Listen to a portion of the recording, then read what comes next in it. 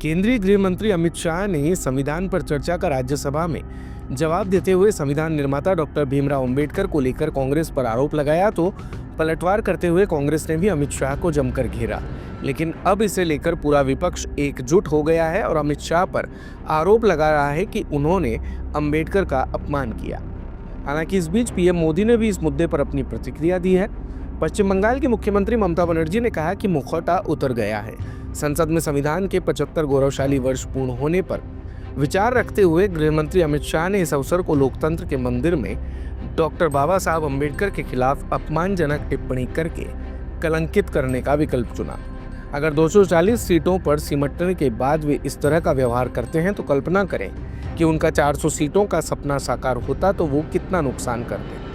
वहीं दिल्ली के पूर्व मुख्यमंत्री और आम आदमी पार्टी के संयोजक अरविंद केजरीवाल ने कहा, देखिए कैसे अमित शाह जी संसद में बाबा साहब अम्बेडकर का मजाक उड़ा रहे हैं। इन बीजेपी वालों को इतना अहंकार हो गया है कि ये किसी को कुछ नहीं समझते।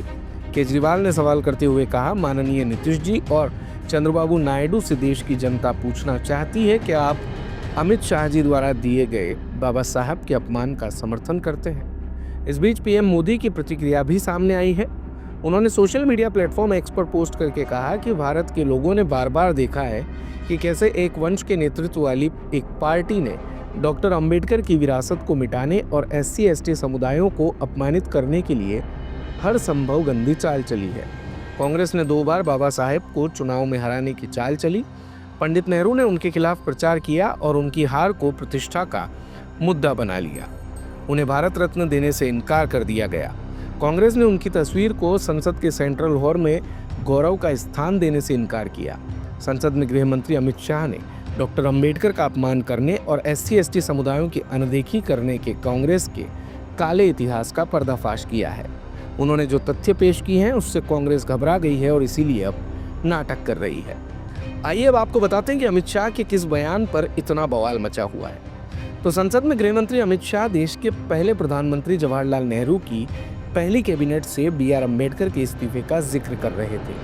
कांग्रेस की ओर इशारा करते हुए उन्होंने पूछा कि अंबेडकर ने देश की पहली कैबिनेट से क्यों इस्तीफा दे दिया था। उन्होंने कहा, अब चाहे अंबेडकर का नाम 100 बार से अधिक लो, लेकिन साथ में अंबेडकर के प्रति आपका भाव क्या है ये वो बताएंगे।